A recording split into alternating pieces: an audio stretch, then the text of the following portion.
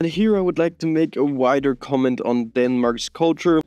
Bornholm obviously has a very unique dialect. When we met some old Bornholmish people, I could basically not understand them. It was a mix between Swedish and fucking, I have no idea, German and Danish.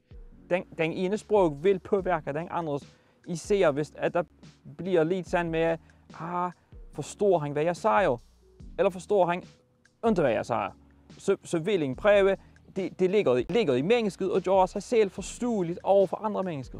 And here I would like to make a wider comment on Denmark's culture, where Denmark is truly a very, very small country, and yet you see such a wide variety of dialects around the country. If you go to South Jutland, I also can't understand the people there. The true big variation of accents is very fascinating, and I would even say that the weird variations of accents and dialects in Denmark is larger than in Poland, a country that is much, much bigger than Denmark.